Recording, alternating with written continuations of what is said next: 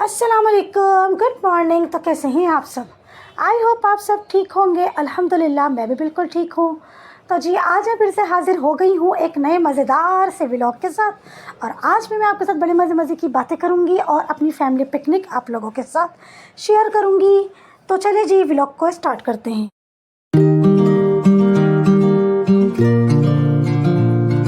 तो जी ये है थर्सडे का दिन, 8 मई। एक्चुअली 8 मई को मेरे भांजे की बर्थडे होती है, आकिब की। तो आज उसकी बर्थडे थी, यानी थर्सडे वाले दिन उसकी बर्थडे थी। तो हम लोग जा रहे थे सिंदबाद उसकी बर्थडे की सेलिब्रेशन के लिए, यानी उसकी बर्थडे की खुशी में हम लोग का बस प्लान था कि हम लोग कहीं ना कहीं पिकनिक पर जाएंगे। और मैं तो बहुत ज़्यादा ही एक्साइटेड थी। क्योंकि मैं 10 साल के बाद जा रही थी सिंदबाद। एटलीस्ट मुझे 10 ईयर्स हो गए हैं कि मैं सिंदबाद नहीं गई। तो इसलिए मैं तो बहुत ज़्यादा ही एक्साइटेड थी कि मैं अपना व्लॉग भी बना लूँगी। और 10 साल के बाद मैं सिंदबाद जा रही हूँ, तो झूले वगैरह पर भी बहुत ज़्यादा एंजॉय करूँगी। तो मैं बहुत ज़्यादा एक्साइटेड थी। तो बस यहाँ पर सुबह जल्दी मतलब टाइम से मैं उठ गई थी और फिर मैंने सारे घर के काम जो हैं वो अपने फिनिश कर लिए थे। और उसके बाद मैं यहाँ पर खड़ी हो गई थी रेडी होने, क्योंकि बाजी ने मुझे जल्दी बुला लिया था। बाजी ने कहा था कि दोपहर का खाना तुम हमारे साथ ही खा लो। हालांकि मेरा मूड था कि मैं शाम को 4:30 बजे तक जाऊँगी, लेकिन जो है वो बाजी ने मुझे फिर जल्दी बुला लिया था। बाजी ने कहा था कि कोई बात नहीं, तुम दोपहर में ही आ जाओ और दोपहर का भी खाना तुम हमारे साथ ही खाना। तो बस यहाँ पर मैं घर के सारे काम निपटा कर मैं दोपहर में ही खड़ी हो गई थी रेडी होने। और बस फिर मैं जल्दी ही घर से निकल गई थी और मैंने दोपहर का लंच भी अपनी बाजी की फैमिली के साथ ही किया था।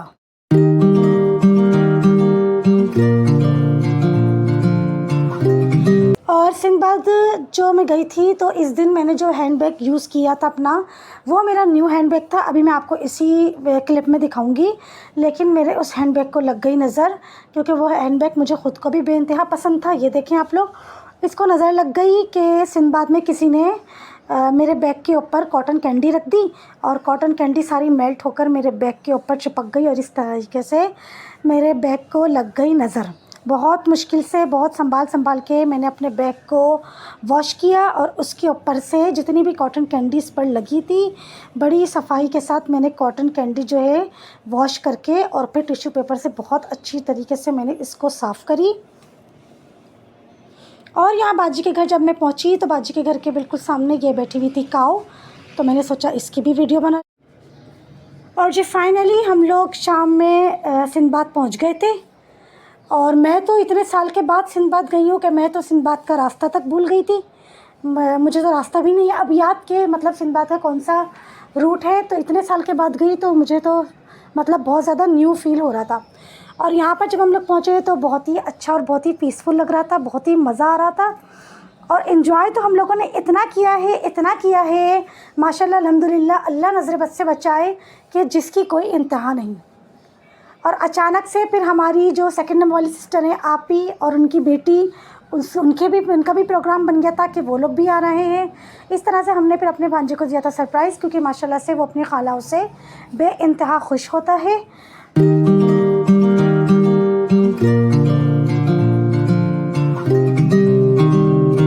अच्छा, जब हम लोग पहुँचे थे तो उस वक्त इतने ज़्यादा मतलब पब्लिक नहीं थी पार्क में। लेकिन फिर उसके बाद मतलब मगरिब के बाद जो है वो रश काफ़ी बढ़ गया था और काफ़ी ज़्यादा जो है वो पब्लिक आ गई थी पार्क में। लेकिन बहुत ही पीसफुल है, बहुत ही साफ़ सुथरा है। और यहाँ मैं आप लोगों को मतलब सजेस्ट करना चाहती हूँ कि सिंदबाद जाएँ, मतलब ज़रूर जाया करें हिल पार्क के मुकाबले में, क्योंकि हिल पार्क ना बहुत एक्सपेंसिव कर दिया है। हिल पार्क में सिर्फ एंटर होने का भी अब एंट्री टिकट उन्होंने कर दिया है। तो यानी हिल पार्क में एंटर होने का भी सिर्फ गाड़ी का नहीं, पर पर्सन के हिसाब से टिकट लेना होगा हिल पार्क में एंटर होने का। यानी कि घास पर चलने का या घास पर बैठने का भी आपको टिकट लेना होगा। तो मुझे हिल पार्क के मुकाबले में सिंदबाद सस्ता लगा। हिल पार्क में हर झूले के प्राइस जो हैं वो 150 200 इस तरह के प्राइस हैं। लेकिन सिंदबाद में हर झूले के प्राइस थे 100 रुपीज़। लेकिन यहाँ तो मेरी भांजियों ने और मेरे भांजे ने, उसकी वाइफ ने और बच्चों ने सब ने बैंड बंधवा लिए थे। मेरा आई थिंक सो कि 9 बैंड जो है वो हम लोगों ने लिए थे और 700 रुपीज़ का एक बैंड था और 700 रुपीज़ में 21 राइड्स अलाउ थे। लेकिन इतने सारे राइड्स तो जो थे वो बैंड में अलाउ थे ही नहीं। फॉर एग्ज़ाम्पल पायरेट वाला, यानी कि वो जो क्लिफ्टन पे होती है ना, जो थी एक पुरानी जो किश्ती होती है, किश्ती वाला झूला, वो तो इसमें था ही नहीं बैंड में, जबकि वो कितना ज़बरदस्त झूला है, उतना पुराना झूला है, उस पर तो कितना इन्जॉय करते हैं। शुक्र है।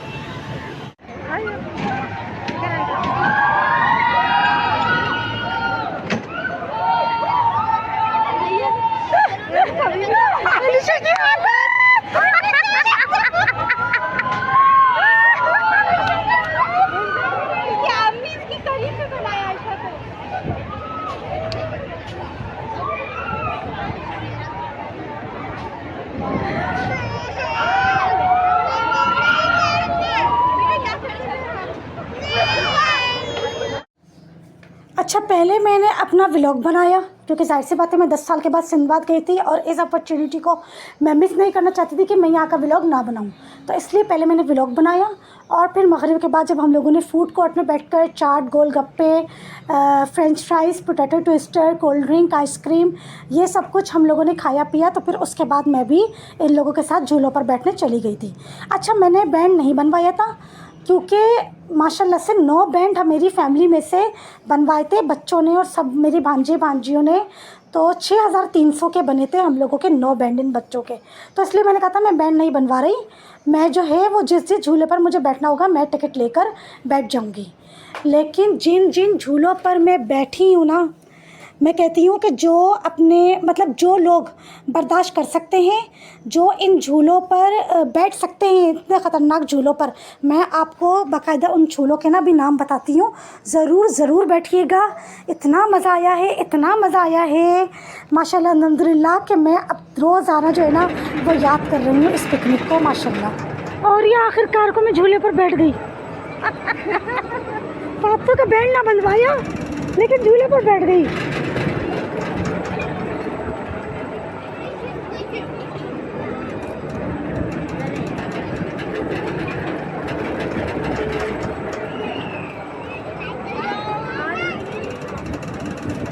यार उस वाले पर बैठो ना, वो जो मैं बोल रही थी, जो तुम लोगों ने बोला था हम बैठ गए। नहीं, वो जो ऊपर वो जो ये गोल गोल डाला टेढ़ा घूम रहा था, क्या नाम है उसका? नहीं, ड्रैगन नहीं है, डिस्को। हाँ, डिस्को पे दोबारा बैठ जाओ। तुम कह रही थी हम बैठ गए।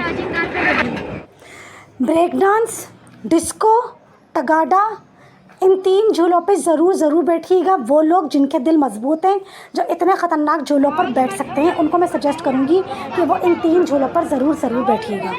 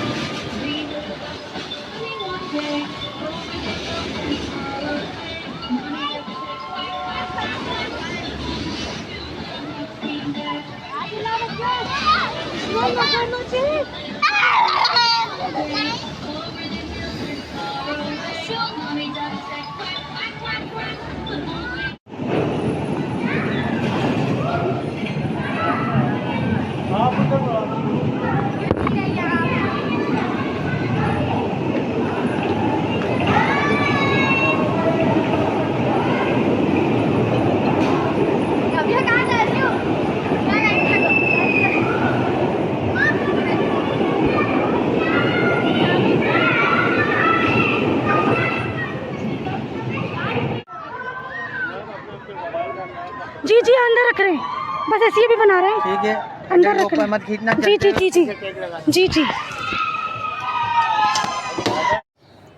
अभी जो आप लोगों ने लास्ट वाला क्लिप देखा है जिसमें वो मुझे बोल रहे थे कि आप मोबाइल अपना अंदर रख लें और क्या नाम है चलते हुए झूले में लॉक को नहीं खोलिएगा, जिस पे मैं उनको जी जी जी जी कर रही थी। ये इतना ख़तरनाक झूला है, इतना ख़तरनाक झूला है। इस झूले का नाम है ब्रेक डांस। तो जो बर्दाश्त कर सकते हैं, जिनके दिल मजबूत हैं, वो इस झूले पर ज़रूर बैठिएगा, लेकिन अपनी रिस्पॉन्सिबिलिटी पर बैठिएगा। लेकिन जो बैठेगा वो इंशाल्लाह, मज़ा तो बहुत आया है लेकिन बहुत बहुत ख़तरनाक झूला है। पूरे सिंबाद का सबसे जो ख़तरनाक झूला है ना, वो ब्रेक डांस है। और ये ब्रेक डांस वही झूला है जिस पे वो मुझे बोल रहे थे कि मोबाइल आप अपना अंदर रख लें, वीडियो नहीं, मतलब मोबाइल यूज़ मत करिएगा और चलते हुए झूले में आप क्या नाम है झूले का जो लॉक है वो खोलिएगा नहीं। तो ये वाले झूले पर बहुत मज़ा आया, लेकिन इंतहा का डेंजरस झूला है। मेरे भांजे की आवाज़ ही नहीं निकल रही थी और मैं मुस्तकिल आयतुल कुर्सी का विर्द कर रही थी। तो बस जी, ये था मेरा आज का बहुत ही मज़ेदार सा व्लॉग। आई होप आप सबको पसंद आया होगा। चैनल को सब्सक्राइब कर दिएगा, वीडियो को लाइक और शेयर कर दिएगा। मिलते हैं नेक्स्ट मज़ेदार से व्लॉग में। अपना बहुत सारा ख्याल रखिएगा। तब तक के लिए अल्लाह हाफिज़, गुड बाय।